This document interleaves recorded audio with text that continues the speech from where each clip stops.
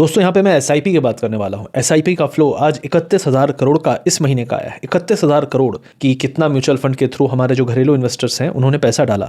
लेकिन यहीं पे दूसरी तरफ करीब करीब 3 लाख करोड़ का जो बिकवाली है पिछले पूरे साल में एफआईआई ने किया। जो बाहर के इन्वेस्टर्स हैं उन्होंने 3 लाख करोड़ के शेयर बेचे।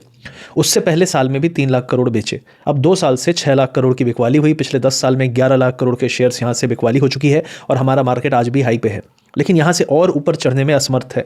हम देख रहे हैं कि जब भी कोई इशू हो रहा है तो हमारा मार्केट लगातार ऊपर नहीं जा पा रहा है। इवन इफ इंडेक्स ऊपर जा रहे हैं इंडेक्स मैनेजमेंट के कारण, तो हमारे जो स्टॉक्स है वो नहीं चल रहे हैं। हमारा पोर्टफोलियो पिछले 2 साल में 1.5 साल में कोई खास परफॉर्मेंस नहीं दे रहा। 2020-21 में एक एक्सेप्शन था जब कोविड में बहुत बड़ा फॉल आया और लोअर लेवल पर बहुत सारे लोगों ने बहुत सारे शेयर्स में इन्वेस्ट किया, म्यूचुअल फंड लिया, एसआईपी किया और बहुत अच्छे रिटर्न्स मिले। लेकिन वो रिटर्न्स क्या दोबारा से हमें मिल सकते हैं क्या इसी विश्वास में कि जो 2020-21 में हुआ है लोग लगातार पैसे डालते जा रहे हैं? मेरा मानना है कि जो रिटर्न्स आपको मिल चुके हैं ऑलरेडी 22-23-24 में, वो रिटर्न्स दोबारा से उतने ही मतलब 100%, 200% तक के म्यूचुअल फंड्स ने रिटर्न दिए हैं। तो क्या उतने रिटर्न दोबारा बनेंगे? मुझे नहीं लगता। मेरा मानना है कि लोगों को अपनी एक्सपेक्टेशंस को टेम्पर डाउन करना पड़ेगा। बहुत सारे लोग, ये बात मैं कहता था जब अपने स्कूल ग्रुप कॉलेज ग्रुप में, लोग नहीं मानते। लोग कहते थे अरे तुम्हें कुछ नहीं पता, अगले साल भी 50% मिलेगा, उसके अगले साल भी 50% मिलेगा।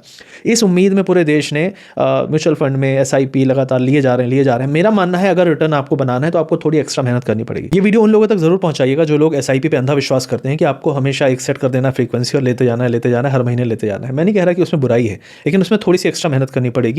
बिकॉज अगर आप जब मार्केट में ड्रॉ डाउन होते हैं, जैसे मार्केट गिरा 5%, 10%, मार्केट की मतलब है इंडेक्स गिरा, निफ्टी में 5% का फॉल आया, 10% का फॉल आया, तो आप देखेंगे आपका म्यूचुअल फंड या जो आपका पोर्टफोलियो उसमें काफ़ी फॉल आता है। तो जो लोग, जैसे मैं भी कई बार एसआईपी में सेट कर देता हूँ कि मुझे हर हफ्ते स्टॉक लेते जाने हैं, मंडे को, ट्यूसडे को, वेडनेसडे को एक पर्टिकुलर स्टॉक को थोड़ा थोड़ा करके लेते जाना है। लेकिन जब कभी मार्केट में बहुत बड़ा फॉल मुझे दिखता है तो मैं वहाँ पे लमसम इन्वेस्टमेंट भी करता हूँ। उसका कारण सिंपल है कि अगर मैं हाई पे लेने को तैयार हूँ तो मैं इस लेवल पे लेने को तैयार क्यों नहीं हूँ?